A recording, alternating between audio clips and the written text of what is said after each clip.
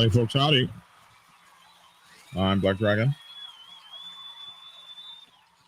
Welcome to another edition of Black Dragon's Roundtable. And as always, I'd like to thank you all for tuning in from wherever it is in the world that you happen to be. We are coming on a little bit late tonight so we could give Big Bone a chance to get his show up and running. This was his second show tonight. So he's about an hour ahead of us, but he still comes on like, if he comes on at 7 his time, it's 8 our time, something like that. Hour behind us. So anyway, it's really cool to see a lot of these guys that I watch start, man. They're starting to do their shows, and they're really, man, you guys, I think, are really, really fortunate to have all of these shows that talk about the lifestyle you guys like to see. Like that, so many of you guys are on all of our shows. You watch us all, which is one reason why we probably should get along. But you love this format and this content that we're talking about. I see you, Rick Runyon. And so it's better than it's almost like having our own I don't know, Roku channel or something, on television or something, because you now have like a plethora of voices to hear from. And like 20 years ago, you never would have seen this. Like Lissa said, you never would have seen this. And then you never would have seen the diaspora across all of the biker sets, the black set, the white set, the 1% set, the outlaw set, the 99% set, the Christian Motorcycle Association, and then bikers in South Africa, bikers in Canada, bikers in Russia. I mean, this is just amazing to see this all and to watch it all go down. And then you guys are able to follow us from channel to channel. And each guy and soon gal is going to give you a different perspective. But still, we all maintain the same lifestyle. These guys that you see me talk to, these guys that you see on my shows and you see me on their shows and things like that, these are people I actually ride motorcycles with. These are people I've known for years in the gang. These are people that I've watched and I've seen develop. These are people that I know that are really out there and really doing these things. And it's not a bunch of cornball folks and stuff, and folks who used to do this and folks that were once this or once that. These are guys that are actually in it, doing it. Like Big Bone, for instance, on his show that he just wrapped up. I mean, Big Bones is really the NCOC or the COC rather president. He really brings clubs into his area. He really orchestrates, and this is real. So it's real as it gets.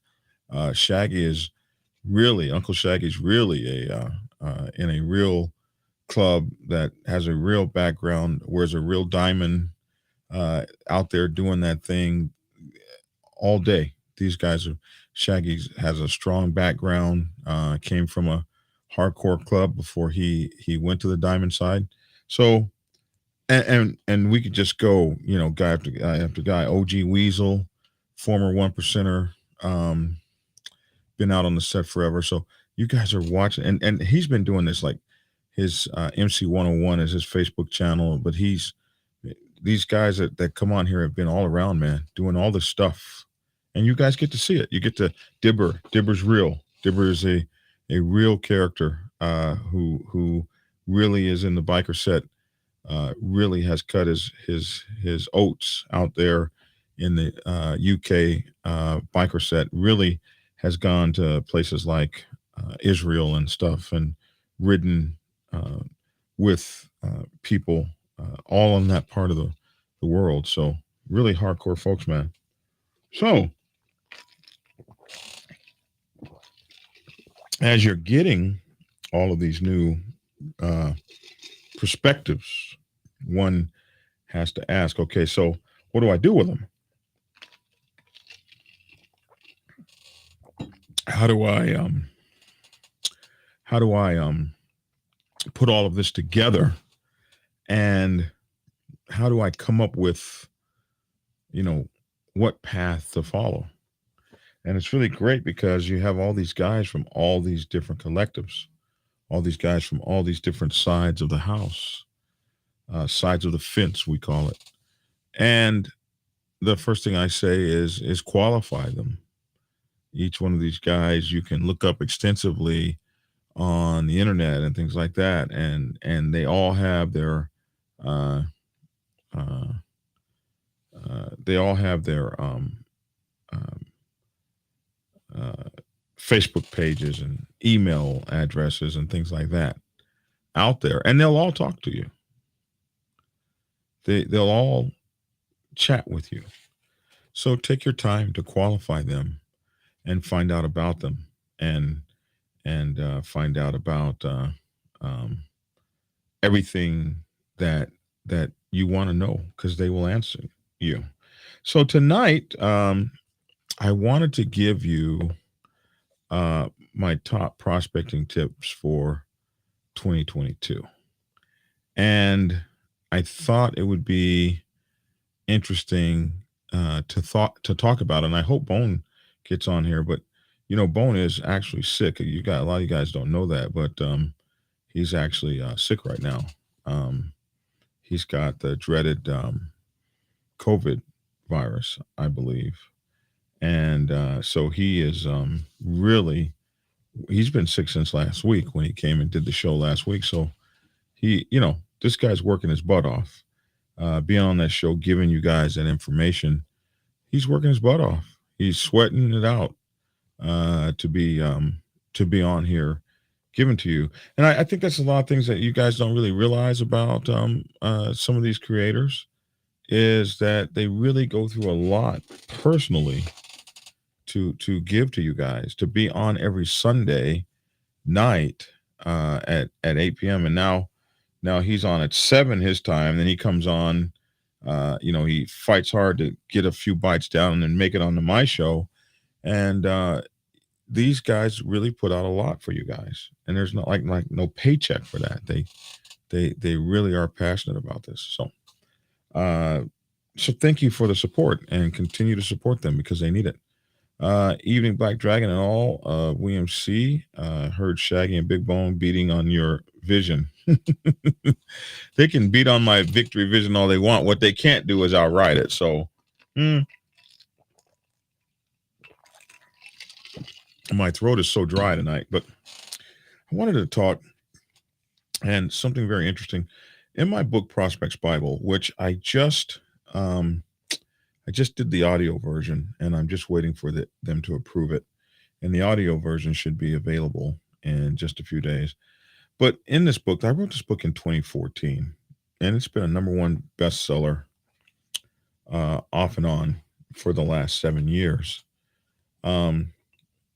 And when as I think about, do I need to update this book or upgrade it, or do I need to come back in it, look at it, and you know how they do.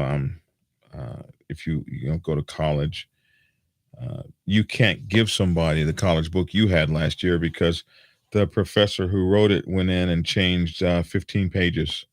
So now we need to pay an extra $45 and then use his new book, which he makes sure to take all of his new assignments out of the 45 pages that he wrote. And so you wonder, do I upgrade the book, or does the book need upgrading? Do I just let it ride?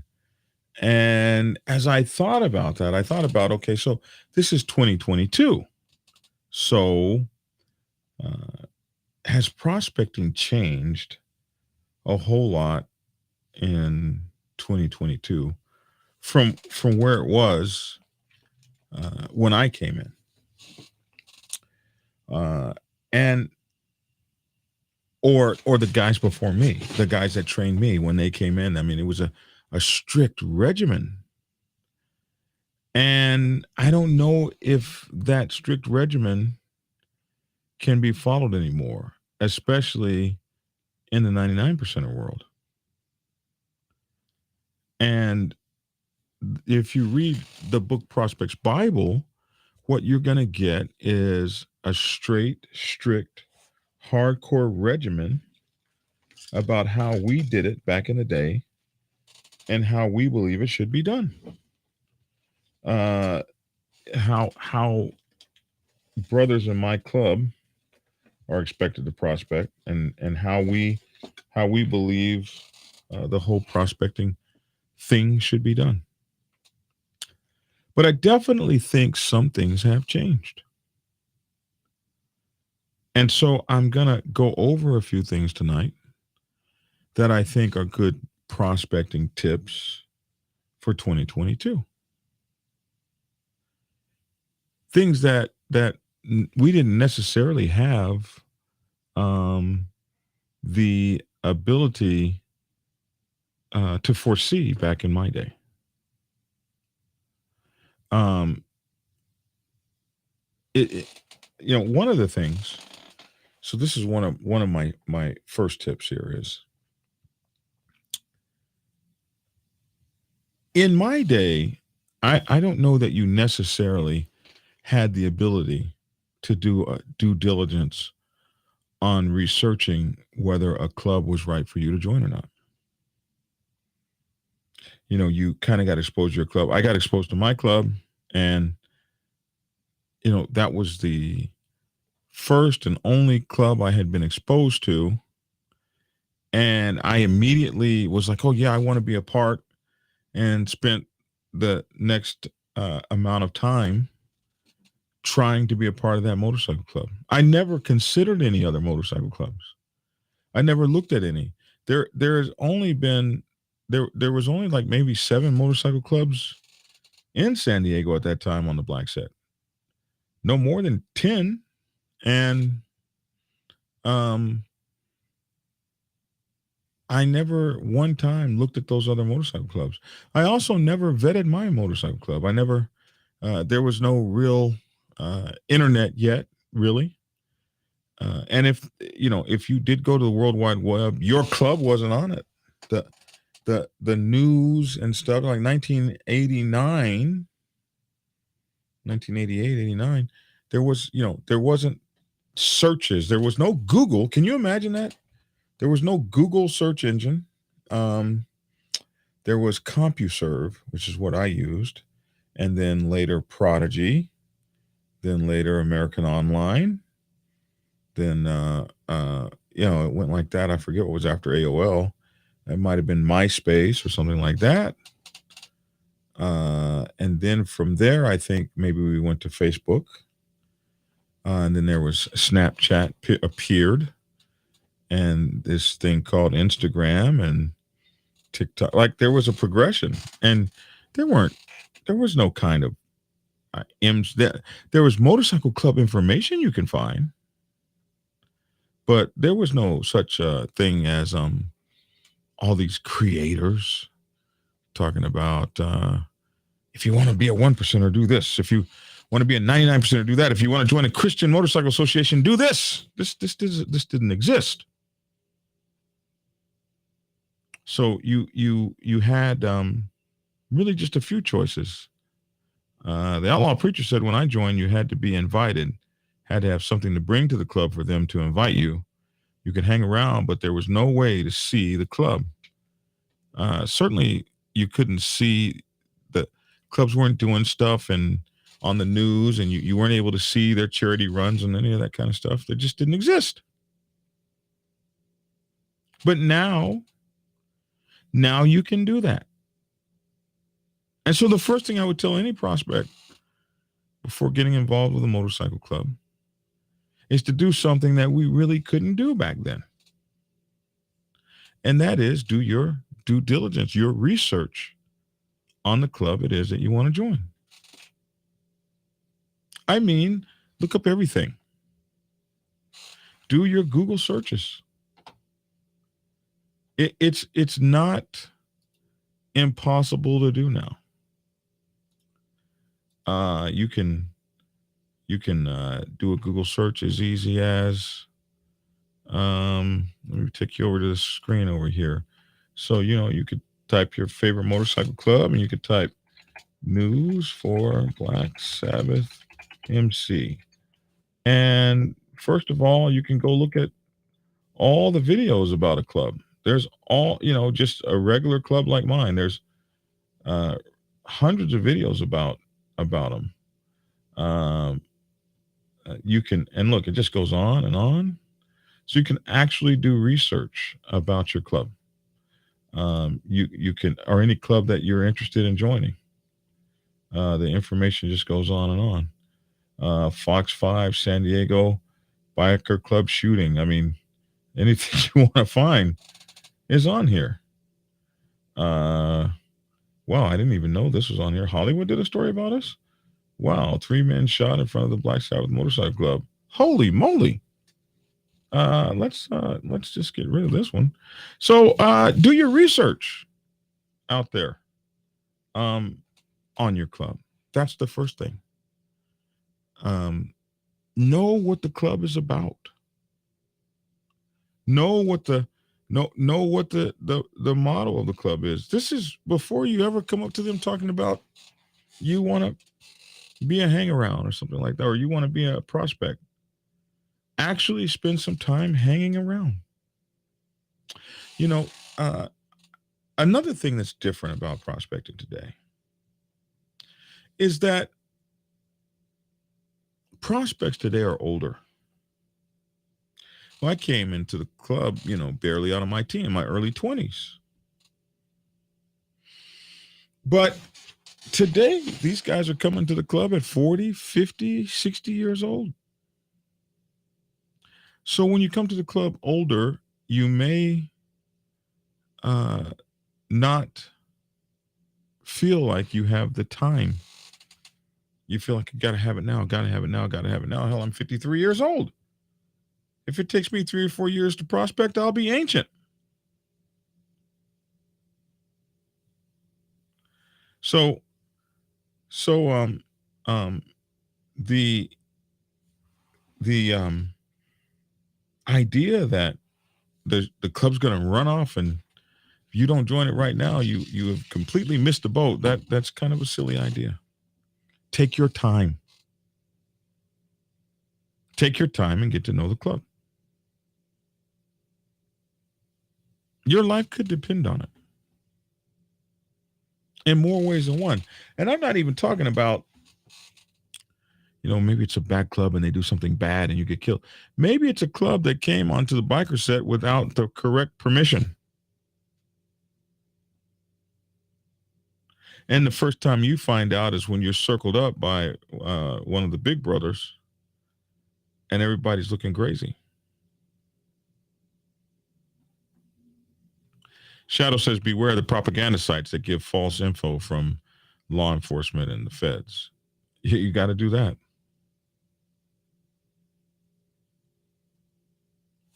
Always got to do that. K. Newman says, love Black Dragon and BB. Is that Big Bone? Always will be here when I can. I appreciate you, man. K. Appreciate you. Nugget says he only watches my show. I appreciate that, Nugget. So Frost says, do the hang around period, then try to prospect so you can honestly see properly. So, like I was saying, and Frost hit on it, a lot of you guys think that you just got to get in, you got to get in. Uh-oh, I guess Bone can't get on with the link I gave him. What's up, Bone? I sent the link to you in email. Yes, sir. Okay. Bye-bye. Okay. So 1 week I sent him we got to do better. 1 week I sent it to him in email. The other week I'll send it to him on WhatsApp or I'll text him. Kind of silly. But we just, we choose what we have choices. We didn't always have choices, right? So that's really exciting. The next thing I would say is that, um, oh no, let me stay with this thing. This idea that we got to just get into the club so fast. We got to move, move, move, move, move. You really listen. I know you want to wear that back patch. I mean, the FBI knew it. That's why they went after the Mongols cut.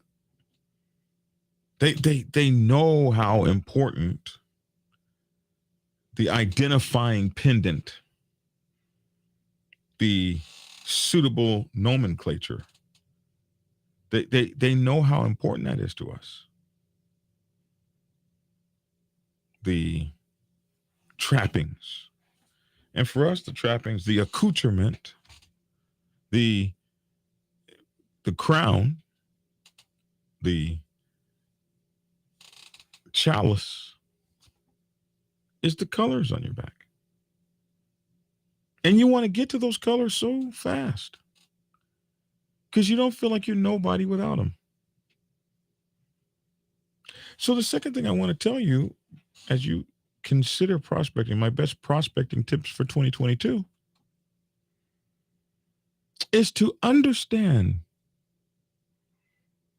going in, the colors will never make you.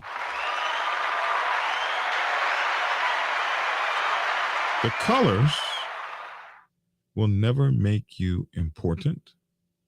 The colors will never make you a man. They will never make you a woman. They will never make you special. The colors can only beam if the person with whom they are covering is beaming. If your light cannot beam without the colors, then your light cannot beam.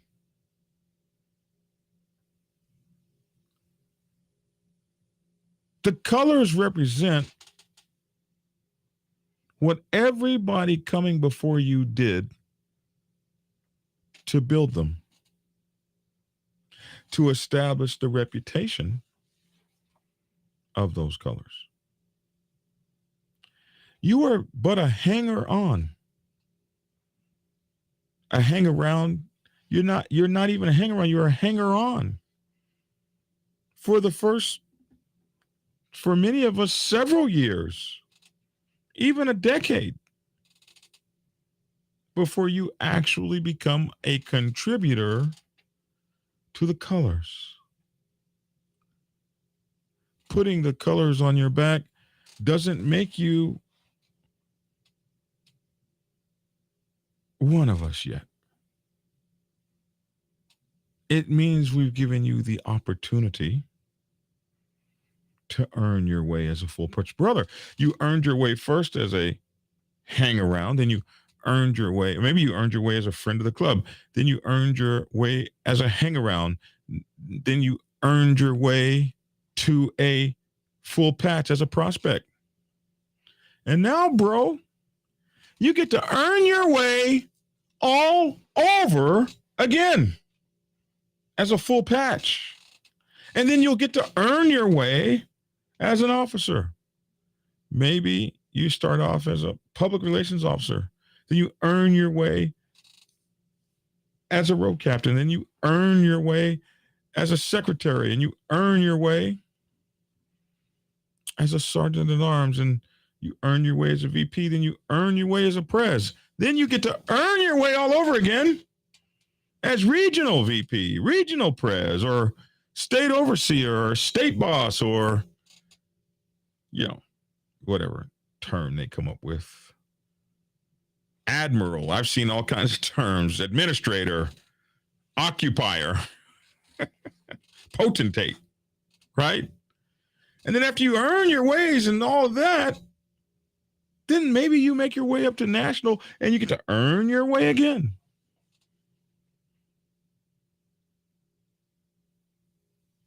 And this is the key to understanding prospecting because you never stop prospecting. You never stop earning and learning, yearning and earning, and learning and yearning. You yearn for the next step. You yearn to go on to the next level. You yearn to be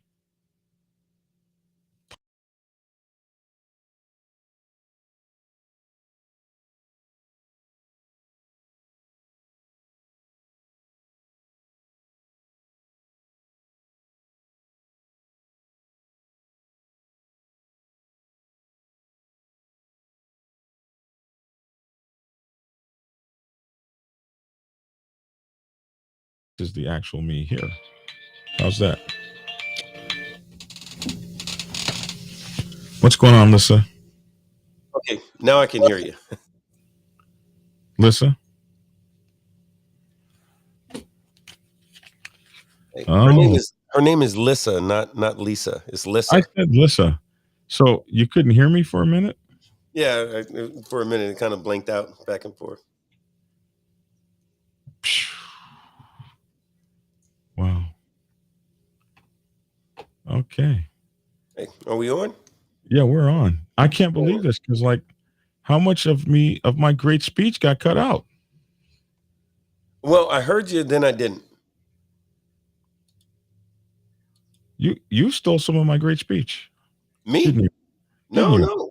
I don't know. Anyway, We can play it back. I right. I feel like I've been robbed. Anyway, um. Don't you remember what you said? You just said it. Well, what I was saying is that you the I was talking about what I believe. So I started this off, and I'll do this for you since you're just not coming on. But first of all, congratulations on your show. I was glad to visit you over there. Glad you had Shaggy, man. This is going to be great, man. Your show. And thank you, brother. I hope so. I'm excited. I just, got a lot of stuff that I want to share with folks, and so I'm, planning for the worst, hoping for the best. But such good feedback and good folks like yourself who are like, "Hey, I got you. What if anything do you need?" Just good stuff, man. And this is like the digital media extension of what the MC feels like, if that makes sense. It's like, Mm-hmm. hey, folks are like, "Hey, I got you. What are you doing? I got you. You ain't gonna be. I'm not. Y'all ain't gonna let me be broke on the side of the road. You know what I mean? This is the digital extension of not letting me get broke down on the side of the road. As long as you buy the equipment I tell you, and not run with them raggedy hogs of No. equipment. Oh, I knew you had to come back with it. You had to come back with it. Oh my goodness. So what I was saying is that my top prospecting um, tips for 2022, and what I was saying is that it's so much different than when I started prospecting. First of all, the ages of people. We were kids when we prospected. Um, for me in my early 20s, just out of my teens into my early 20s, I was a military guy, and it was like a military extension. And luckily for me in San Diego, most of the folks there were military, uh, were my superiors. My first the person that brought me to the bike club uh, brought me. He was a senior chief and had to get in my ass for some discipline problems, and found out I rode a motorcycle, and he was like, "Well, I know how to take care of this one." Uh, Next thing I know, I had a whole bunch of brothers with their feet up my ass. Right, so Yeah, yeah. it's different now. Now we have a older prospect that's coming to us at 50 or 60, and and in their mid 50s and late 40s. They're coming to the club to prospect as grown folks, And I was saying, like in my book, you will see a lot of traditional prospecting and the way that prospecting was done from my generation and what I think makes prospecting important. Yeah. But the clubs cannot deny the fact that new folks coming in, you know, they're not trying to hear you're going to prospect for 2 or 3 or 4 years. They're not trying to hear you're going to do what I say do because I said do it. And there's a greater lesson somewhere in there. And just stand by till, a guy who has bought his fourth house, been through 2 divorces, owns Yeah. $2 million in real estate and property, and has a pilot's license and a master's degree, Mhm. is a little bit different than a kid Yeah. coming to you who's a seaman recruit in the Navy. Right. Right.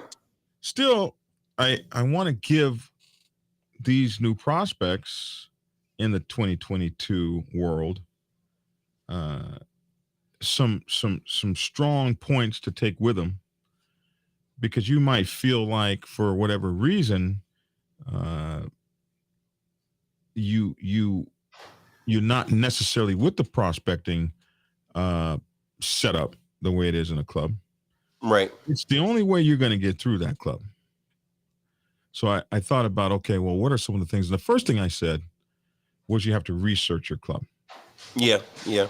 Definitely. And the research today is a lot different than the research of yesteryear. And I went on to show how people could research a club. I used my own club, and I started finding stuff. I was like, oh, let me get off of here real quick. But we, Right. Right. first thing is to research your club, and I think it would be interesting to bounce some of this off of you because you do it from the other side of the fence. Yeah. So when I say something, you might be like, okay, well, that's valid for us too, or that ain't valid. That's not what we do. So Right. what do you I'll think? give you you know what, and the reason I'm kind of, I'm really feeling what you're talking about right now because I mentioned a couple of weeks ago when I came back from North Dakota about there was I mentioned when I was leaving the hotel and I was able to talk to these guys that were out there from a different club, and I mentioned how the road captain said something about hey, let's get together, or who needs gas, and a bunch of fellas put their hands up and they broke out into a conversation about where gas stations were and all this kind of stuff. Even though KSU, which last time someone said, "What's KSU?" KSU's kickstands up. That means what time we're leaving. KSD, kickstands down. That means what time you stop. Basically. Um, I but never anyway, heard of KSD before. I've always heard KSU. yeah, That's KSU a new kickstands one up. on me. So, when they say KSD, that's some Southern shit. But when they say KSD, they mean they really mean they're not talking about what time we get there. They're talking about what time you're meeting up. So like if your KSD is at 1000 or at 10 a.m., then KSU might be at 10:30 Gotcha. a.m. So we're going to meet up at 10 o'clock KSD. KSU kickstands up at 10:30. For example, but so KSU, so they're going, hey, KSU was 20, 30 minutes ago, and they just engaged in a conversation about gas stations. So amongst the way that particular club, this was a 99 club, a solid club, a very solid club, who, I share some things, hey man, and I was actually kind of taken aback because I thought they were joking at first. And once I realized, oh man, they were serious, I was shocked because I know amongst certain other clubs, it works like this. When it's time to go and it's time that you got to get on your bikes and go, what you ain't doing is going to a gas station, and you don't want to be the guy who has 60 other dudes talking about y'all got to wait for me to go get some gas real quick. Nobody wants to be that guy, and nobody wants to pay that fine. I mean, because in some clubs there's a fine, some clubs there's some other stuff, but you don't want to be that guy. But the thing that I learned is that there's substantial differences, things that have come to be commonplace amongst me or my kind, you know, is one thing amongst other folks, but it legitimately varies from club to club, but also from sect to sect, so to speak. I mean, are you a Masonic club? Are you a RC? You know, are you the Walmart Riders, or are you the diamond wearing so and so's over there? You know, there's going to be some differences. So, Mhm. but anyway, but I'm with you. I see where you're going with it, and so hell yeah, All right. let's do it. Okay. So thing number two, I think I said was, oh yeah.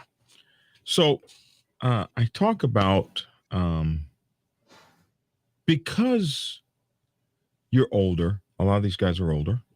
So you come to the club and you really want that patch. And I know you want that patch. You want that patch so bad. And as I said, the law enforcement knows it. That's why they tried to take the patch from the Mongols. Mhm. That's why every time you see them, they're trying to attack a club's patch. That's one of the reasons that when they pull you over and they confiscate your patch, you never get it back. They're trying to attack what they believe is the heart of the MC. That's the patch. And so I wanted to let these folks know that are coming in prospecting from day one. One of the reasons that you don't want to hang around, one of the reasons you don't want to learn the club, and one of the reasons you don't want to prospect fully is because you think because you're older, you don't have the time. And you believe once I have that patch, I have now made it to a level. But I wanted to say that from the very beginning, on my side of the fence, I want you to know that the patch will never make you a man. The patch will never make you cannot shine. The patch cannot shine that's covering you if you don't shine from inside. The patch is not illuminated from the outside. The patch is illuminated from the inside. So waiting on the patch until you're properly prepared to have it comes from an understanding from the very beginning that putting that patch on the back will never change you as a man. It'll never change you as a person. This is the thought that you should go into the MC with, that the patch does not make me. I make the organization great by whom I am in. If I get this patch tomorrow, I have not earned the right like these other folks. The patch is to me, the patch is the symbol of all those that came before it. Hmm. I still need to put some time in. So I earned my way as a friend of the club. I earned my way as a hang around. Then I earned my way as a prospect, and now I've made it to the patch. I've still got to earn my way as a patch. Then I have to earn my way as an officer, and then maybe earn my way as a regional, and then earn my way as a national, such that I'm never done prospecting. I'm never done learning, yearning, and earning. Right. No, that's it. And you know, I agree with you wholeheartedly. I mean, I think what's that expression that goes? So there's a lot of expressions. So one thing about this MC stuff, there's a million expressions. There's an expression for every circumstance. One of those things being, you know, you're always a prospect or what is it? PFL, Proby for life, means that I don't give a damn whether you've been in the club 5 minutes or 50 years. If I see trash on the floor, I'm picking it up. If somebody needs to go and get a trailer because the brothers broke down somewhere, you know, someone who can do it, my hand better be up just like that new guy, you know. So if the low man has got his hand up, mine better be up too. Now, a lot of times I might have some some you know other stuff to do, but my heart's in it, and if I need to do it, I'm going to do it. And but you know, so yeah, so I'm a probie for life. But the other thing that you said that I love is, man, you know, you should never stop. Not just in the MC. The MC is a great example of life lessons in the sense that you should always be learning stuff. We talk about the club, but you should always be learning stuff, not just about not just about your club, which is important, but also learning stuff about your brothers, learning stuff about what it is that we do and why we do it, learning stuff about how the set, like how the MC set works. And there's rarely a time, I've been doing this a long time, and I still, there's rarely a day or a week that goes by that I don't learn a whole new thing. And I appreciate it. I legitimately love learning new stuff. Do it all the time. And so that's a big part of it, man. I think that so these new cats coming in as far as prospects, the first thing is we kind of touched on this a little earlier on my show, but I think the first thing is, well, why do you want to do it? When the guy Black Dragon, a different Black Dragon from West Virginia, when he called in. So first we had to get over the fact that he said his name was Black Dragon. That took a minute, but after we figured that out. And he was saying something. He said some complimentary things about my club, and says, "Hey, since I was a little kid, always like wearing all black, and I got a bunch of all black stuff now, and that's really a cool thing. I like wearing all black." And I'm like, "Okay, that's cool, and I appreciate the adulation. I do, but there's so much more to it than that, man." I'm like, if your reason for wanting to come to my club is because you like to wear all black, then you got to hit the pause button and dig quite a bit deeper, because it's a whole hell of a lot more than that going on. It's not about look how cool I look, because if that's the long and the short of it, it ain't ever gonna work. Because when you say to yourself after going through some prospect type stuff, is all of this worth the fact that I just want to wear black clothes? Well, shit, you can do that at home. You don't need to be in a club to wear all black. You could do that in your living room. Right. So there's more to it. So the first thing is going to be identifying, why do you want to be in a club? I'm talking more important than before you start. Why do you want Right. to be in the club? You got to know the answer. That ain't even something you got to tell the rest of the world. That's something you got to answer for yourself. Right. Right. Did you give So that dragon a name yet? yeah, this is Horny Toad. That's a good name. That's a good name. If I had So a big bone, I'd give it a name. But I just got to figure out where to put him. Merlin's funny acting, so I don't have a. You know. I'm sure Merlin will get you. He got Big Sell something. So Right. Really? Oh, damn. So I'm on the lower end of the totem pole. well, that was a long time ago. He sent me and Big Sell some cigars a long time ago, man. Merlin's been with us forever. Oh my God. My birthday, my show birthday was yesterday. Yeah, Yeah. no kidding. Well, damn. Yeah. Hello. YouTube sent me a message saying, "Hey, man, your birthday's today. Your show birthday." That is So very cool. I guess my YouTube channel started in 2016, maybe. That's all right. So you figure Am I 6 years old or seven? I'm six or does 7 years YouTube, old. do they Yeah. send over complimentary strippers? Is that a thing that they do? Well, Do they, maybe if they did, I'll be in a hell of a lot of trouble, but I'll have some fun. there's got to be a way to work it out. Yeah. Well, yeah. It's not a personal thing. It's like you cannot refuse if they are generous enough to Listen, they send sent over them. Yes, sir. Bubble That's the Cynthia and Bubble Cynthia, Karen and Renee. Chris Winkleman. If they Yeah. send those girls over, it would be Who am really I to easy. turn them away? I mean, You who am know, I? I yeah, must, you got to work with your partners, and and I won't like it. I'll just be doing it for posterity. You understand? that's it. It's the right thing to do. Judges score 10, 9, 9. Exactly. Hey, I'm going to have fun with these buttons, man. I'm telling Listen, man. That's what I have them for. So next thing I wanted to say for prospectors for prospecting, my tip for 2022 is come into prospecting on fire for the MC. A lot of people, when they come into prospecting, they have an agenda, or they come in guarded, or they don't come in open. And it's not until we see that you have an open mind, an open heart, and an open conscience,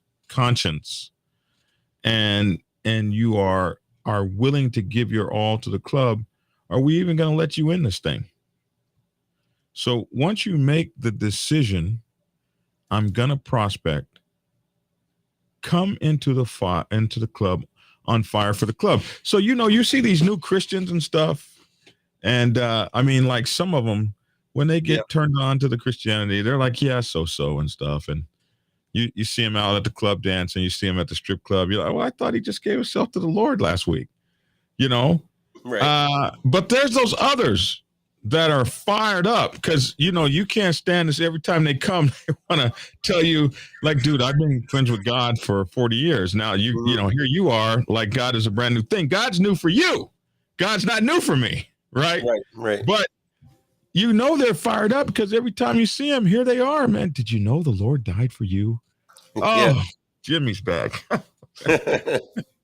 But they're on fire. They found a new passion and they're on fire. And I like to see those guys come as a prospect. You come on fire for the MC. That means when you come to the MC, you are on fire about the learning. You're on fire about learning the social construct, the political construct. You're on fire for learning the rules. You're on fire for learning the members. You're on fire. And so that means when you get to the club, you don't park your ass on a stool like you're a member. You come to the club either working, digging, sweating, or questioning people so damn much they can't stand. Oh my God, this guy's going to ask me, what's my Mhm. favorite club story? And I've already told him 7 times. And he's going to make me go through it another time so he can get every detail. But that's that's my prospecting tip for Yeah. 2022. Come to this sucker on fire, burning, emblazoned. In the Navy, we called them hot runners. Yeah. Um, and a hot runner was a torpedo that would blow up because it ran, it wasn't doing what it was supposed to do. So that we Yeah. call it a hot runner. So the thing about hot runners is a lot of times they fizzle out too fast. Yeah. So when you come in running hot, let that be a long fuse to the stick of dynamite because we don't Mhm. want you to blow up too soon. We want that fuse to be running a while so we'll be able to see you and see your contribution. So that's my take on the 99 side. What about Yeah. you? Well, I think what happens is, so there is the process. There's that hang around, which um, too many clubs, and I'm speaking all different clubs. I've seen two. I'll say, when I say recently, I mean over the past 10 years or so, where there's the hang around period where that guy's a hang around, meaning that. So first of all, a hang around period should not be, well, you need to hang around for 2 weeks or for 3 weeks or 4 weeks. Hang around period is, it's not a length of time. Is you're looking for a result. The result is that people in my chapter, not necessarily the whole, because for larger clubs, like in my club, that would be impossible. But for a chapter, the folks in that chapter or in that area, if there's more than one chapter in the area, whatever, the folks need to not just get used to seeing him, because you know anybody, you could get used to seeing anybody, but folks need to start getting an idea about who you are. um, and during that period of time, you need to, if you're the hang around, you need to start getting familiar with who some of these folks are. If you've got it in the back of your head that you want to be a member of that club one day, then the first thing you need to do is say, well, why is that? And let me hang around so I can figure out if that's really what I want. Now, a lot of guys think, because they've got the wrong motivation. Because I teased about it earlier on my show where I was saying, well, some of these guys watched one too many episodes of Sons of Anarchy. Shaggy actually said, well, everything with this show, Sons of Anarchy, made a bunch of people and made it explode. Actually, that was only partially correct. It was actually Biker Boys, which you know a lot about. But after Biker Boys, and that was in what, 93 or something like that. 2000, Was it 1999. We did it 99? in Okay, yeah. So 99 I and knew. debuted the winter of 2000, I believe, or 2001. Yeah. Okay, I knew it was a while back, but the thing is, though, really, when when I learned about this after the fact, like I didn't even know about the movie, and I was in We a did it club in called Biker 2000. We Boys. did it in 2000 and it 2000. debuted, and we did it summer 2000 and it came out winter 2001. That's how Okay, that's all where it right, got was. it. So Yeah. so we're talking a while back, but the thing is, though, is that after that there was an explosion all over the country. Now, at the time, I didn't actually get why. I mean, I was bouncing around different parts of the country. I just knew there was a whole lot of motorcycle clubs out there, sort of all of a sudden. I didn't actually make the connection. So now, in hindsight, I actually could watch the trajectory. So more so than Sons, Sons is really very much a uh, it's very much a uh, uh, the one percenter slash I, white boy I version of. I think what the difference was Mhm. is Biker Boys created an explosion of clubs. Yeah, yeah. Sons created an explosion of individuals Yeah, yeah, and yeah, very much and so, movies. very You much know what I so. mean? I Oh don't yeah, think a very lot of much so. clubs exploded out of Sons. Oh yeah, because what happened was Sons preached about existing clubs and here's the stuff that happened in them, even though it was all TV, but that's what it was. So people wanted to find themselves a way into one of those such organizations. Whereas Biker Boys, like you said, it was more about that the main character. Hey, I'm going to start my own club, and here's why. Um, but having said that, um, really, I think that the question initially is, why do I want to be in a club? Has got to be asked, and then the process needs to start. So the first thing, more so than anything else, is that hang around period, and that needs to be adhered to and enforced by not just the clubs, but to the individual who's thinking that that's where he wants to go.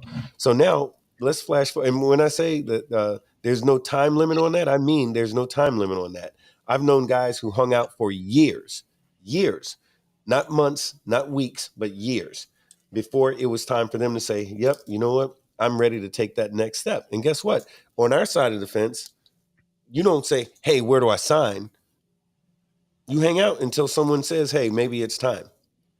And in fact, if you go, hey, where do I sign? All that's going to do is make somebody say, hey, you know what? Hit the bricks. We don't even want to talk to you no more. You Yeah, got no discipline.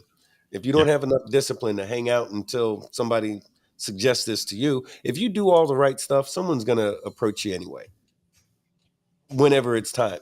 When is the right time? The time is the right time when the time is the right time. So now, flash forward to, let's say, okay, so now you're a prospect, right? That came to pass and all that stuff got worked out, and now you're a prospect. So the first thing that you need to do as a prospect is what I learned to do in the Marine Corps in boot camp, which is shut the hell up, speak when spoken to, listen. You got two ears and one mouth. So you listen twice as much as you talk, and then cut your talking time in half. You ask appropriate questions and you do what you're asked to do. There was a thing that I used to, dealing with prospects, there was a book called A Message to Santiago. And this book was basically about some stuff that was going on during the Cuban American War, and someone had to get a message to somebody else. I'm going to give you the short version of it. But this one lieutenant was told, hey, I need you to get this message to General Santiago. And that's all he was told.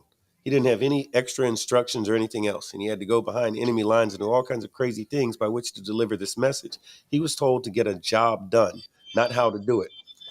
And his focus was on completing the task that he was given. So if you're a probate or a prospect, probie, whatever, if you're that new guy and you're given a task, complete it by any means necessary. And when you're that guy who you become dependable, and one of your big brothers says, I need you to do this thing, and you get that done, then folks are going to start saying, hey, he's the kind of guy like we like guys like that. We need guys like that in this club. And if right. you do that long enough and consistently enough, then that club is going to want you to wear their patch. Now the tricky part is don't go switching up after you get the patch. Don't But get what we here's a call question I patchitis. have for you.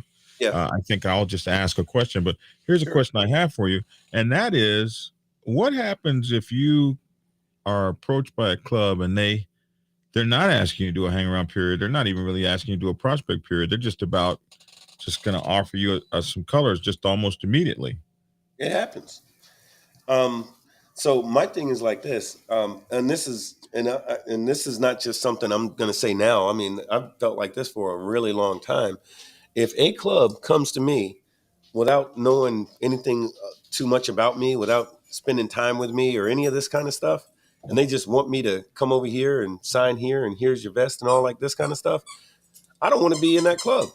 I do not want to be in that club because if you're any club that's going to bring in anybody without having them earn their way in, I don't want any parts of that club. Now, don't get me wrong. Guys do it all the time. Hell, girls do it all the time. But that does not mean that that's a good club to be in because if you're so desperate that you're going to basically prostitute your club for some members or so that you can show up to some club so you can get the most best in a night trophy or something, guess what? Your club is not worth a damn. You know, I hate to sound like but actually, I don't hate to sound like it. I said it like I meant it. So if you're just giving out patches, then your patch means nothing. If you earn it, it means something. It has value. If you're giving it away, it doesn't mean anything. So that same guy, the same way he got it, and it doesn't mean anything, he can throw it away. It doesn't mean Hmm. anything to him. There's no value to it. I know a chapter president for a certain club, a 99 club, and the guy was helping the. He was really adamant about getting his club started. He had received a blessing. Uh, he received a blessing from the dominant, and he was, yeah, can't wait to get this going. And he wanted to grow. And I Hmm. told him, hey, man, speed kills. Take your time. It's a marathon, not a sprint. Hmm. And he said, no, no, no. I want to do it. I want to do it. I want to do it. So every other guy he talked to, he was like, hey, do you want to be in this club? Yeah, you do? Great. Meet me on Thursday. I'll have a vest for you. The vest costs this much money. You just need that. I don't have no money. No problem. I'll front it for you. So this chapter president paid for like 10 vests from all these different guys. And I remember that one time, man, he showed up, everybody had brand new shiny vests. I seen him 2 months later and it was three guys. Like, what happened to the 15 guys that you had? Oh well, this, that, and the other thing, and da da da da da. And I gotta go and see 8 of them about getting my vest back. Because guess what? It was nothing special to them. Spent all that money and nobody cared because these guys didn't care. You were giving them out. Nobody earned their way in. There was no semblance of understanding, brotherhood. Y'all didn't spend any time riding together. It's been a month. You guys didn't do nothing. You haven't, I'm not saying everybody's got to shed blood or whatever, but y'all haven't barely broke bread, let alone broke bones together, none of that. So the thing is that, the time is important, to spend time figuring out who's who, learn each other. Like we have a saying, we say, know your bros. And that starts from day one. I can tell you what every one of my brothers in my house, I can tell you what every one of them, what they drink. And I can tell you which ones don't drink. I can tell you the ones that smoke cigars. I can tell you what cigars they like. I can tell you which one of their kids are bad. I can tell you which one, you know what I mean? I can tell you all of those sort of things. I won't, but I'm saying that we know each other like that. Right. And for those who we don't have that relationship, I strive consistently to be a better brother. I have this argument with myself on a daily basis. Who, if anybody, do I need to be a better brother to? Hmm. You know, because I mean, sometimes if things ain't right, you can't always point the finger at the other guy. Sometimes you got to point the finger back at yourself and say, "Hey, wait a minute. Well, Seldom, what can I seldom, do?" but seldom, but yeah, every now Yeah, and every you got to blue do moon with me,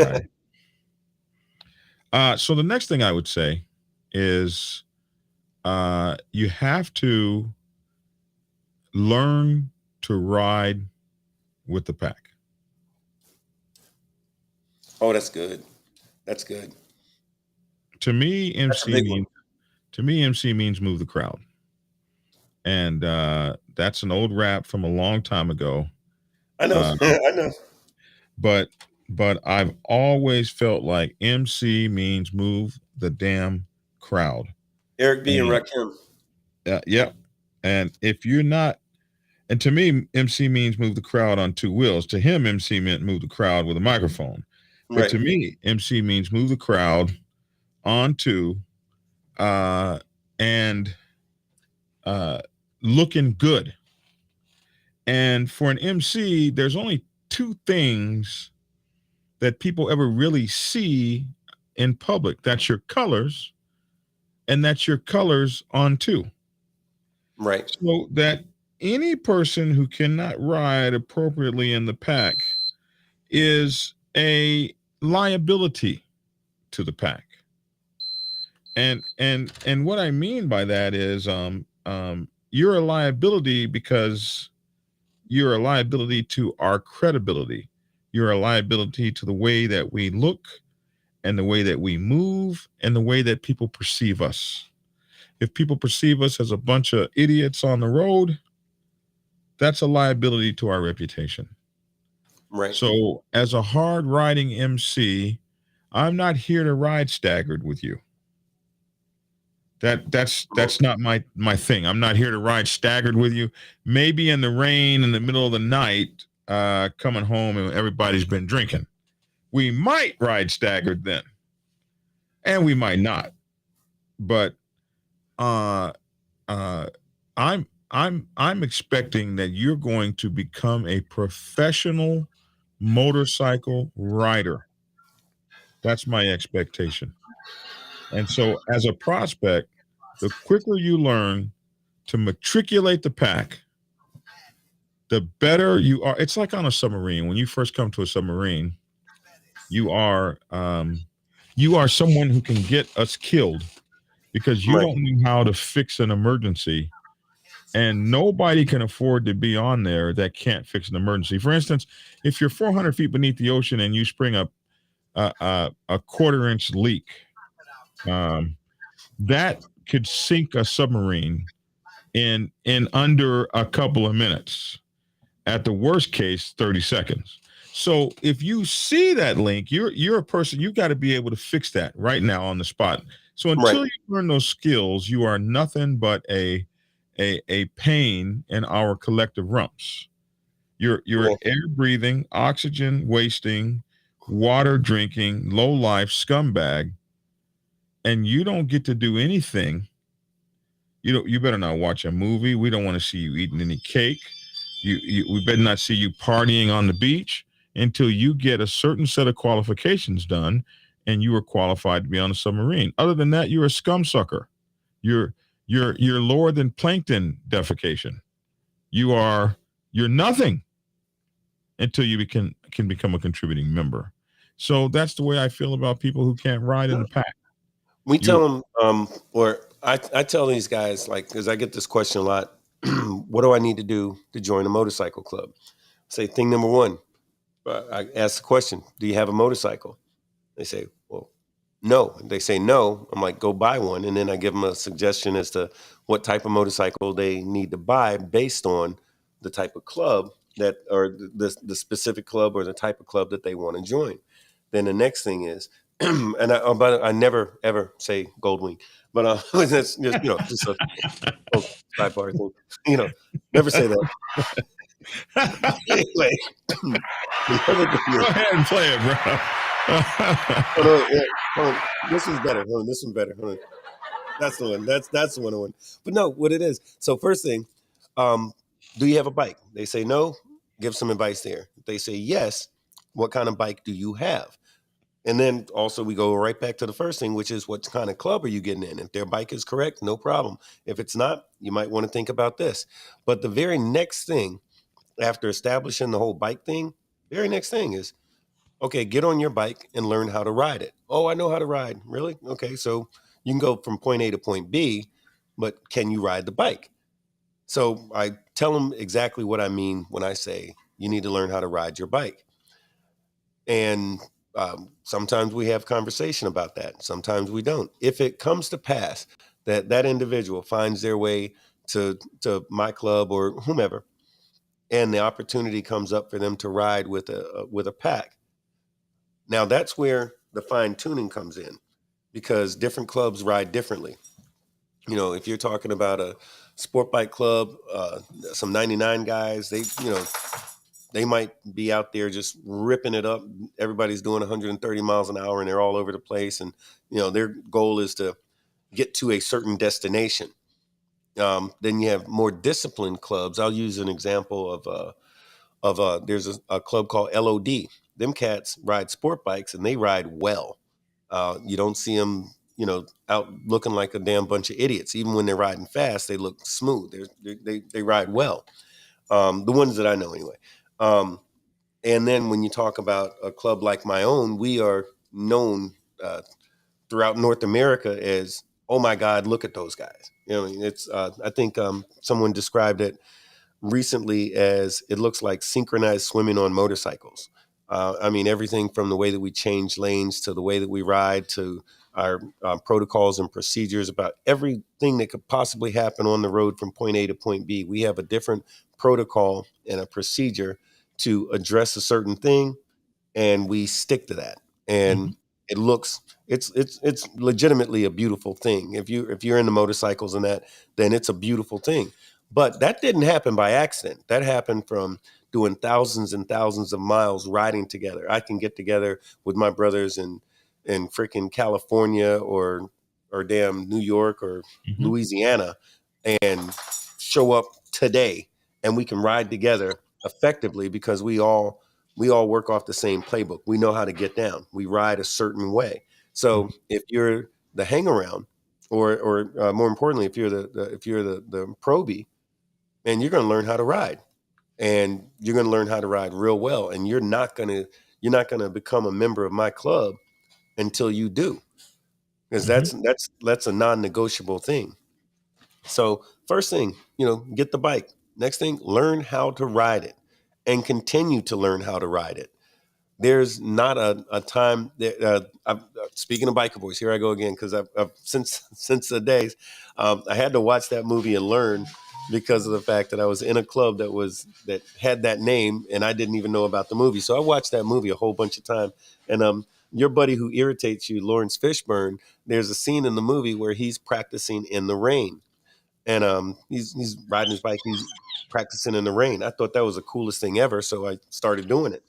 And oh my gosh, I thought I was the baddest thing on two wheels ever, until I realized that my good level of riding was nothing compared to some of these cats who have been doing this for a minute.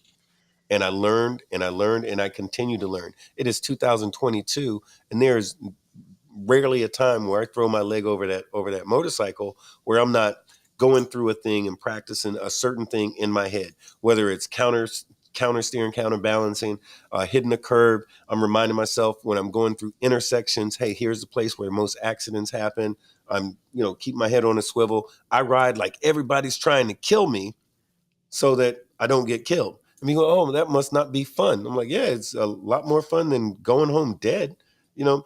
So I'm trying to constantly practice my skills. So going back to the prospect, learn how to ride your motorcycle. So that's like one of the first things. And then after that, no, or at the same time, is where you're keeping your mouth shut and your ears open and all like that. So the thing, a good prospect is a master of multitasking. You're doing a lot of different things at the same exact time. And like I always say, if it was easy, everybody would do it. Yes. So if it's more difficult in a club, then if there's one club like, hey, come on over here and take this patch and you can get started tomorrow, versus a club saying, hey, you'll get started when it's time to get started. If they say you'll get your patch in 30 days, that's the wrong answer. If they say if you get your patch, if if we let you in this club, then such and such. But if they're telling you when that's going to be, then okay, that's the wrong. And for me, that's the wrong club. Now, for some folks, that might be what you need and what you want. So, we are at our hour so quickly. Dazed and Confused says the biggest advice I give prospects is one, get gas, two, be on time, and three, you're not anybody's brother yet.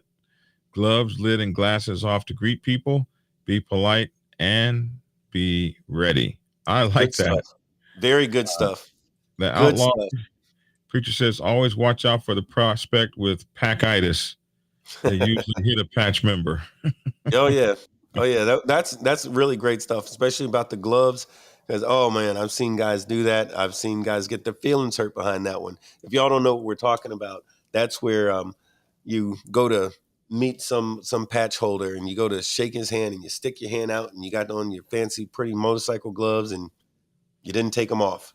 Well, that's just you might as well spit on his mother because you're going to get the same result. Don't do that. You know. And you ever seen these guys who take off their lid? They go in the clubhouse and they slap it on the bar. Oh, that's a party foul. That's a Oh big my party foul. goodness. I wrote that in the Prospects Bible. Whatever you do, Mhm. don't put a lid on the bar. You'll buy everybody in there a drink. Oh Uh, yeah, but that is, people do that. you got That's, plenty of money. your sponsor should have to buy that drink, really, because your sponsor was supposed to get that out. Hmm. Uh, Well, see, first of all, if you're a probie, you ain't gonna be anywhere near the bar other than cleaning it and working around it anyway. So you ain't gonna have an opportunity in a real club. You ain't gonna have an opportunity where the thought of putting your lid on the bar should never even be something you could contemplate. You know what I mean? absolutely. Question for the panel: what are your thoughts on a person getting a starter bike? Hmm. Allow me. Um, so a starter bike for what is really going to be the question. Are you talking about just a bike in general, starter bike in general? A wonderful starter bike just to learn how to ride. There's a few. Big fan of if you're talking about a sport bike. Kawasaki they used to have a 500, which I thought was just excellent for a starter bike. Now they have it's a 300 or 400 or something like that. Excellent starter bike for a sport bike kind of a thing. Or they also have this. It's a Harley Davidson Sport Glide, I think it's called, which is an excellent. That's the motorcycle that Harley gives the class when they teach you the motorcycle class. They have a Sport Glide, which is basically it's a 500 cc. Um, it's a smaller motorcycle, and that's just to get started. I So wondered the what other that was. thing I you got saw to ask that for the yourself is, first time like maybe yesterday. I saw Sport Glide and I thought, gee, what's that? I've heard yeah. of the Road Glide. Well, What yeah, is what it the Road is, Glide? it's basically it's a starter bike. Now, if you are now also the starter bike depends on who we're talking to. Are we talking to a man or a woman? Is it a big man or a big woman? Is it a little man or a little woman? So so there's a lot of variables, a lot of questions that you want to answer before you can really get the great answer on that. Now, if you're someone who um, you feel confident that you're a more capable individual. My number one thing, don't go out and get the biggest, baddest bike that there is. Because with a starter bike, when you drop it, and notice I said when you drop it, not if, when you drop it, how upset are you going to be if you get a bunch of scratches and dings in that brand new motorcycle? If you went and got you a used Honda Rebel because you're 5'4" and 160 pounds, no big deal. That might be okay because you're not going to spend that much money on that Honda Rebel. Fifteen But hundred if you're, bucks. Yeah, yeah, man. yeah. So you ain't going to be mad. You could drop it every other day, and you wouldn't. It'll be all right. But if you go out and you spend 20,000 because you wanted to get the newest, nicest Harley that was in the proper class or whatever, well, your feelings are going to be hurt. So Uh, you got to yeah. contemplate all of that. My thing for starter bikes is this. I think they're absolutely necessary, and this is why. Um, when I started riding motorcycles, and probably Bone and a lot of us, there was no motorcycle that would do 200 miles an hour. It didn't exist that you could go buy. And so um, we learned on dirt bikes, Honda Trail 50s, and stuff like this. So I dropped that bike in every configuration you could drop it. I slid across the rocks, the dirt. I got messed up, but I was never going fast enough to like obliterate myself. Now Yeah. guys can go buy motorcycles off the showroom floor that'll do 225 miles an hour. Oh yeah. And you do not have the skill. I can't tell you how many people I've seen die. Uh, the one that hurt my feelings the most was here in Atlanta, a brother named Shaka Zulu. He was riding a katana for a while. I really liked that brother. He was a good dude. And he told me, he said, Black Dragon, I'm getting ready to go get a Hayabusa. And I was like, it was either a Hayabusa or it was a Ninja, but I think it was a Hayabusa. Uh, or maybe it was the Ninja because he was on a katana. Well, katana's a Suzuki, right? So he was getting ready to get the Hayabusa, and I was like, "Bro, man, I don't think you're ready. You just been on that katana for just a little while." And he bought that damn Busa anyway, and he was dead. I want to say within a few months. Uh, he he Mm. uh, he severed his femoral artery Mm. and bled out on the side of the road. And he was a young man. He was married, had a wife and some children. And this had to be now almost 20 years ago. And You know, he missed so much in the last 20 years. So I think a starter bike is important. I think you should get one so that you can learn to ride and also drop that sucker. I think personally a 400 or 200 or 250, I think that's a little small. If you're going to put it out on a highway, I think it needs to be at 500. Um, but yeah, heck, maybe the 250s are running as strong as 500s were in my day. well, the thing is that the 250s are becoming much more rare.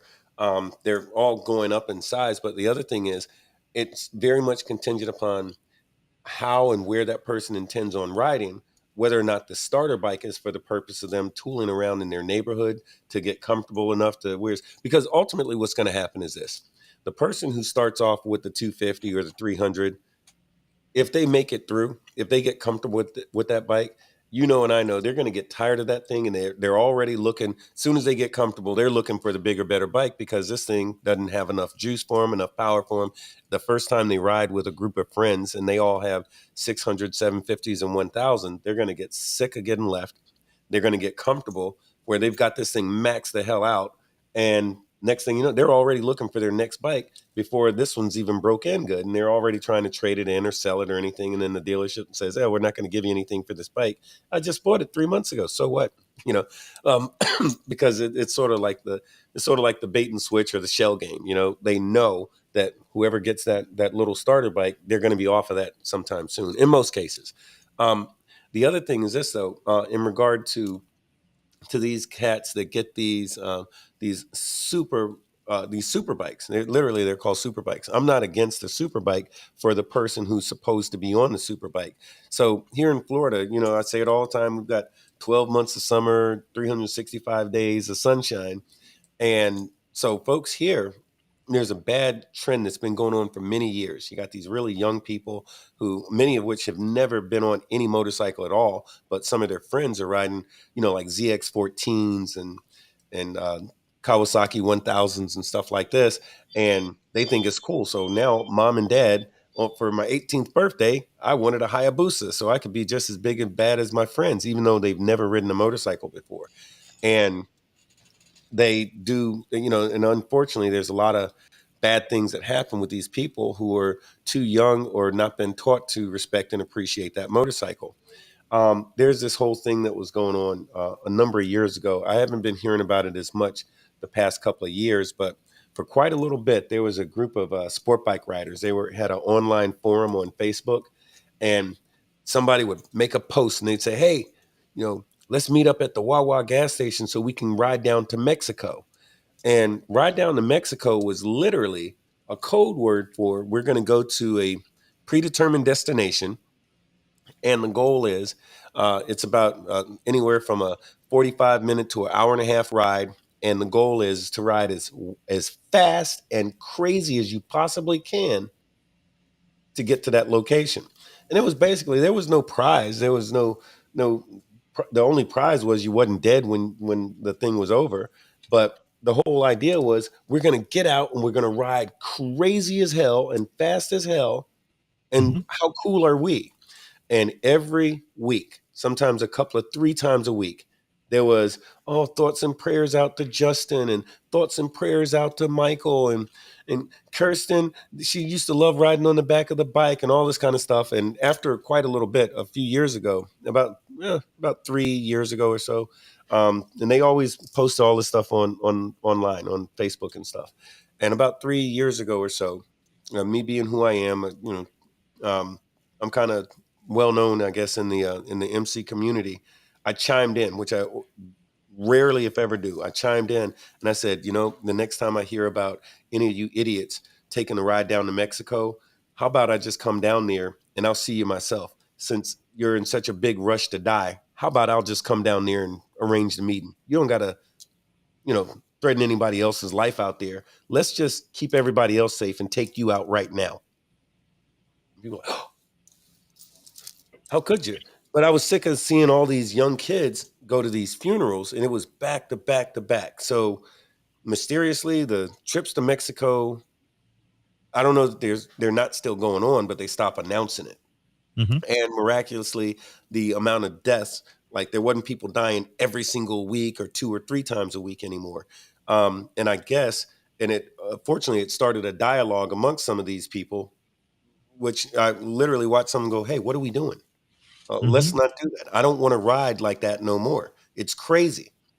There's nothing good about that. So, but going back to these bikes, and don't get me wrong, I dig my favorite sport bike is a ZX14. That's a super bike that'll do way over 200 miles an hour. I've ridden like every bike in the world. I used to race sport bikes on the street, but even back then when I was racing, we'd go to like there's a, I don't want to say where, but there were these certain places that were way out of the way with long streets out there in the middle of nowhere, and you're going real fast in a straight line, and God forbid something happened, but if it did, it was you by yourself or maybe you and somebody else. But we did it a lot, but we weren't on the interstate, we weren't going through town, we weren't running red lights and all this other kind of stuff. And I'm not saying that we were any smarter because of the way that we did it. That's just how it was done back then. But I'd like to think that if the opportunity came up for me to get on the interstate and to act the damn fool, that I'd like to think that my intelligence would have kicked in and said, "Hell no," you know. Mhm. But Mhm. but the thing is that with these motorcycles, whatever your starter bike is or any bike that you get, you've got to respect the motorcycle. And remember, if you do certain things, you're gonna hurt some other folks. I mentioned earlier about the when I was talking about that road captain and the gas story. One of the things that I pointed out to that same guy is, hey, have you looked at anybody's tires? What now? I'm like, hey, you're a road captain. You need to go by, inspect every single motorcycle in your club. And if somebody's bike ain't right, if their brakes are not working good and you know about it and something happens, man, that's your fault. If Mhm. you got some guy out here, especially on a sport bike, and his tires are slick, or you see the metal hanging out of the tire, and you're going to let him ride? What do you mean, let him? Yeah, let him ride. You're the road captain. You can ground his ass. He ain't supposed to be riding with the rest of y'all. If something happened, that tire blows, you guys are rolling at 120 miles an hour. What's going to happen? He's not going out by himself. So that those funerals that you're going to is your fault. It's your fault if something happens. Be on top of that. So, but this is club or no, you got to be conscientious of those things. Your motorcycle only has two wheels, and it's supposed to be in proper working condition all the time. So whatever bike you get, respect the bike, respect the power, respect what could go wrong, and have a plan for if something goes wrong. And Mhm. and you ride within your ability. You ride your ride, you know, and Mhm. that's why I say learn to ride your bike, And I'm not saying that Absolutely. you don't push it a little bit, because by pushing a little bit is how you get better. Practicing is how you get better. But what Mhm. you don't do is put your life and the life of other people, your brothers, at risk because you're not smart.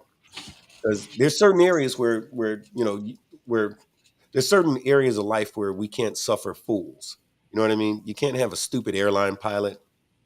We've got them, but you're not supposed to have stupid cops. But also, if you're on a motorcycle, don't be stupid, because the consequences, the price to pay for being stupid on a motorcycle is a big one. It's a real big one. Well, my friend, it is time for us to get out of here, and we will be back at this early tomorrow morning. Myself, I will be Right for on. Black Dragon Biker TV, the Biker News Network. Biker news you can trust. I hit the button. No, I but hit the you button. can't turn it off though. You got to let it. Yeah, you got to let it. Yeah, hold on. Yeah, my little Say it again. Say it again. yeah. Oh, it's Okay. beautiful. I'm sorry. I'm like addicted to these buttons now. Oh no, listen, man. I used to I used to actually practice my podcast just in the air with just me, and Yeah. Right on. I'd be like, hey, I'm Black Dragon, and I want you to know that we're doing. Yeah, I dig that. I dig that. So, I do. yeah. But anyway, those are the things I wanted you guys to know. Some of my prospecting tips, and I'm going to make this video a short video that's not an hour long that talks about my best prospecting tips for 2022. But I wanted to tell you guys that to kind of get you moving towards 2022, because 2023 is coming up very, very soon. Listen, the Black Sabbath will be in at the Roundup in Louisiana in a couple of weeks, and then we have a huge party coming in, I believe, August in Wichita, Kansas. And then, of course, we have the Black Sabbath Atlanta chapter, my chapter. We have a party here in September in Atlanta. And then we have the Macon chapter party, which will be, I believe, in November. And then, of course, we have the Mother chapter ride, the Cold Ash ride to the Mother, which happens in February, the week of Valentine. So if you guys want to ride across the country with the Black Sabbath in the middle of the winter, I'm going to start putting out the information. Now, this is a big boy ride now. This is a big boy ride. We don't want you to get left behind or nothing. You got to bring your A game. You got to be ready to ride, rain, sleet, or snow. It really doesn't matter, baby. We're going to always roll. Right out to the Mother chapter and back in the coldest weather the country has to offer, especially during global warming, which means it might not be cold at all.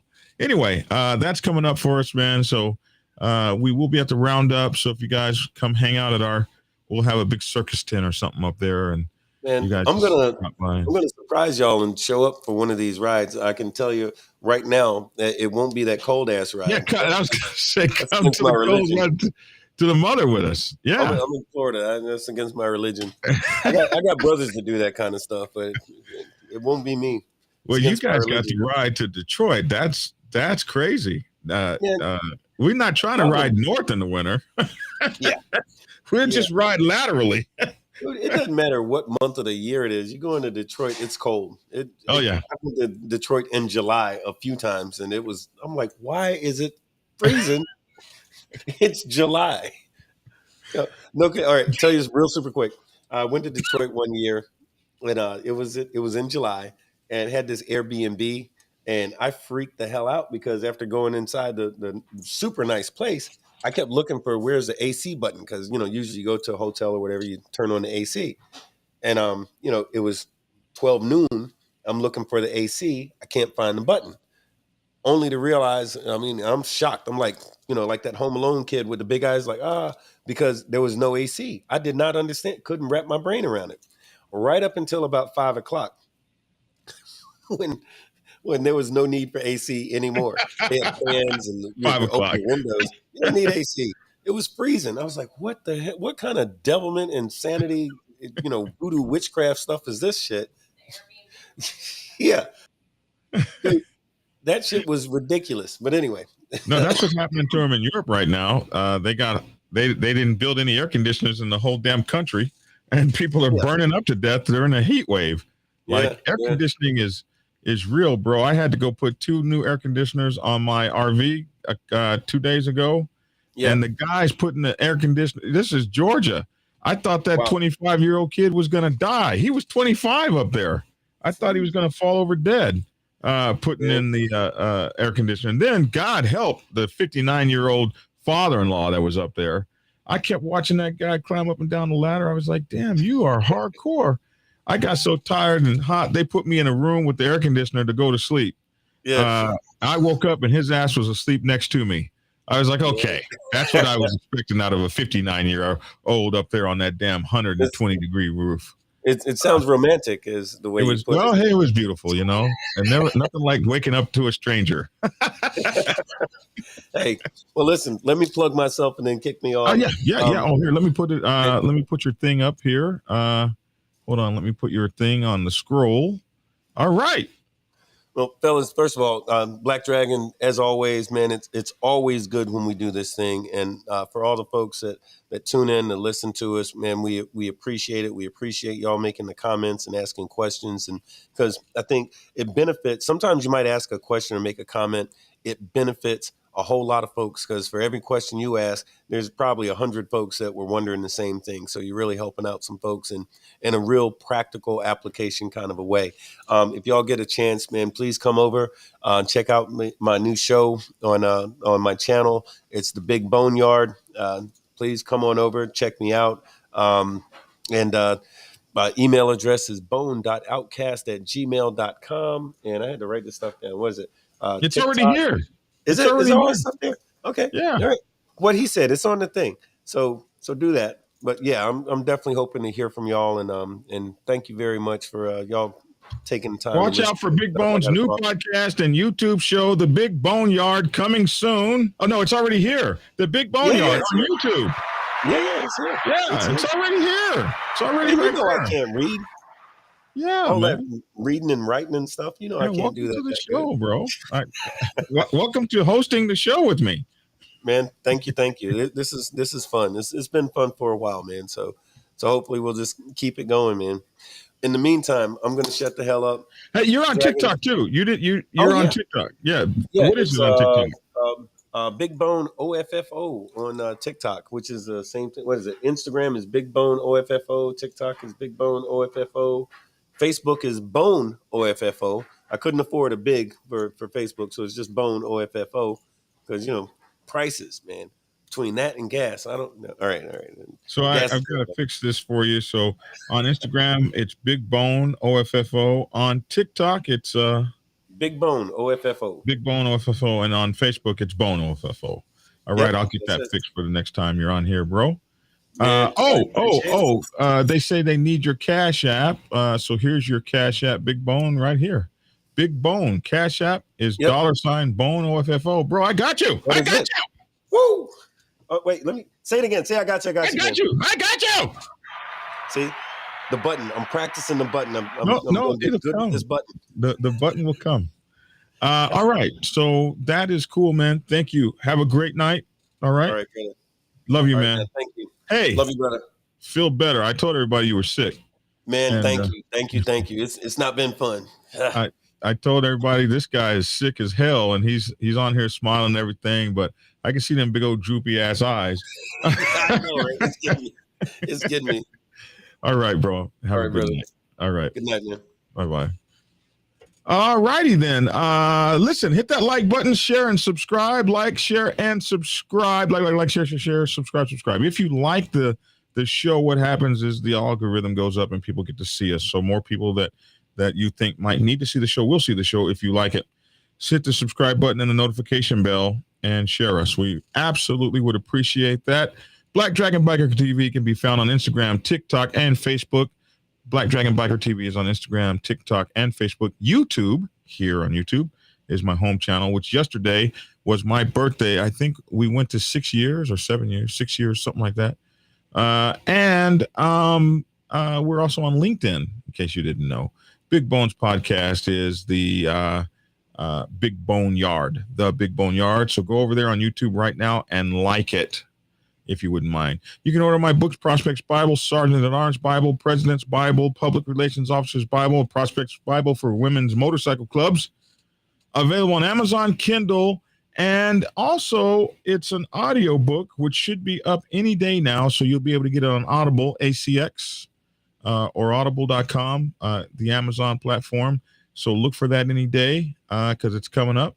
Join our podcast daily, The Dragon's Lair, Motorcycle Chaos, LAIR, The Dragon's Lair, Motorcycle Chaos, wherever you get podcast. iTunes, iHeartRadio, Apple Podcast, Spreaker, Spotify, wherever you get your podcast is where we'll be. Soon to be on Audible Podcast and a couple others as well. Please join us on Discord, our Discord server. The link is in the description box below. We absolutely appreciate having you there. If you need to contact me, I'm at Black Dragon at BlackSabbathMC.com. Black Dragon at BlackSabbathMC.com. There's two B's in Sabbath. You can get a hold of my host, Bone, at bone.outcast@gmail.com. Bone.outcast@gmail.com. And of course, Bone is Bone, Big Bone OFFO on Instagram, Big Bone OFFO on TikTok, and Bone OFFO on Facebook.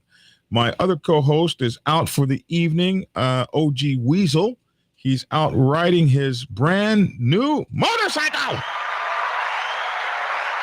Yeah, he got a new motorcycle.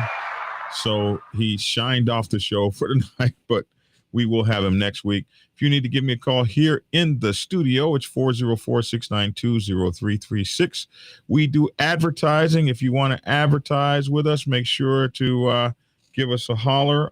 We'd love to cover your advertising here on the show. And just understand that we got you, baby.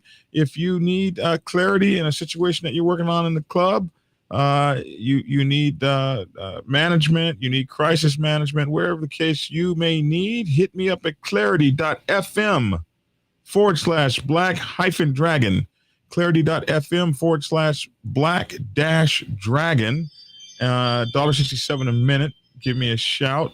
We'll be able to talk out whatever your problems are. Everything is kept confidential. Check out my reviews. People have found our situation found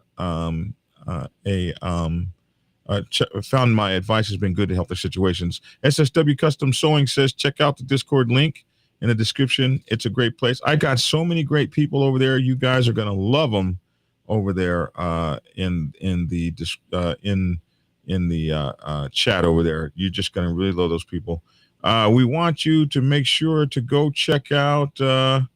Oh my goodness. Where is she? Oh my goodness. I was just looking at her. She always comes on the show. And just, I'm doing too much because I forgot her name just that fast. So I will introduce her the next time. I cannot believe that. And I'm scrolling up and I can't find her because, of course, chat won't show me what I want to see.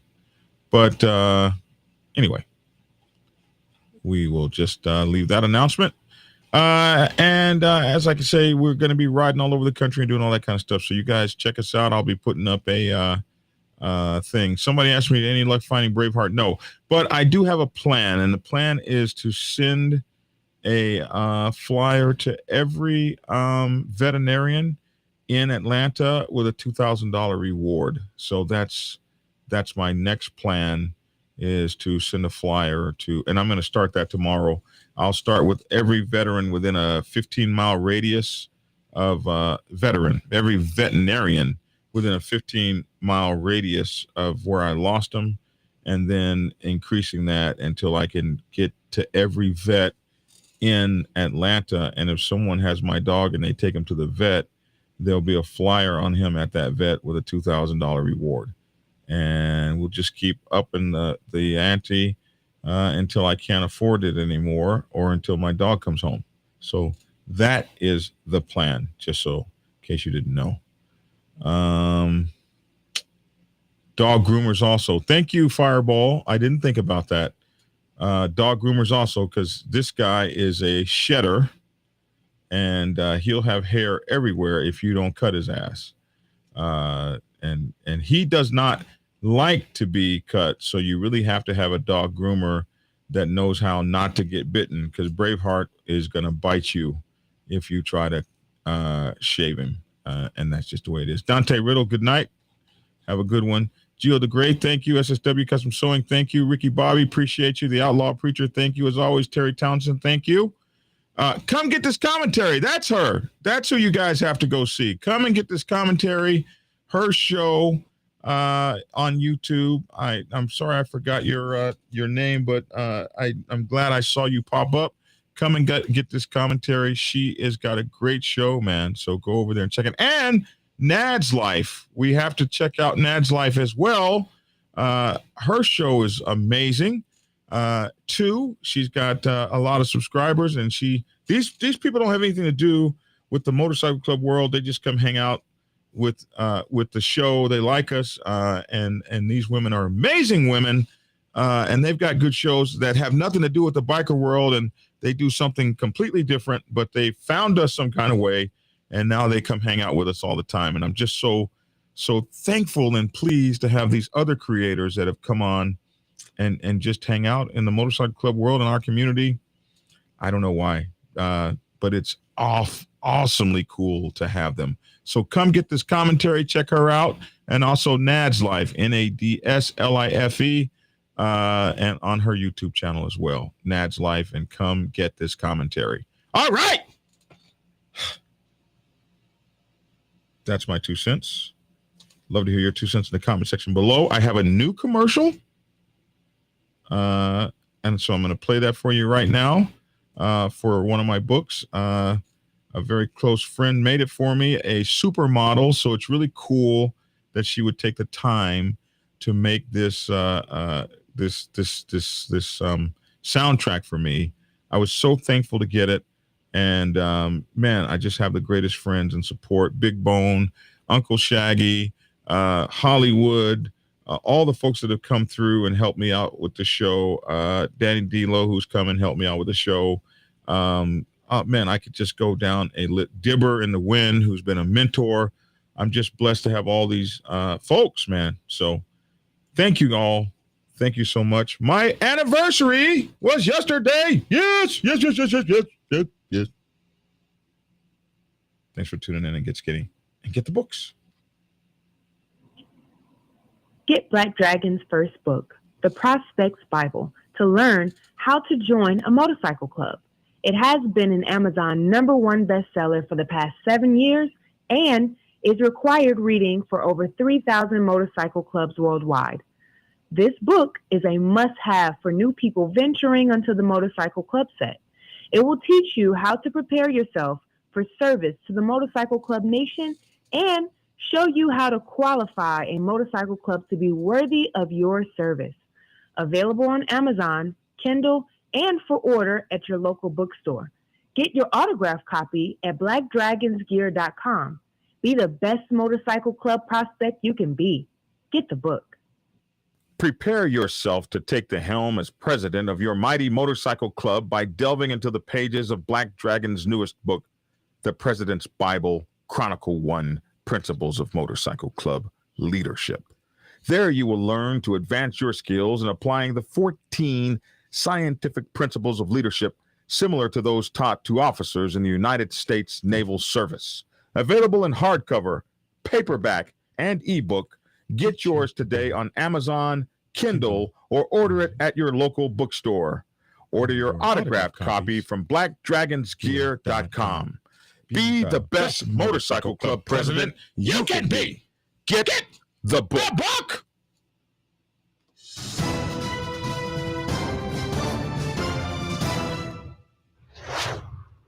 You are fake news. Black Dragon News Network. Biker news you can trust. Biker news you can trust. Biker news you can trust. Biker news you can trust.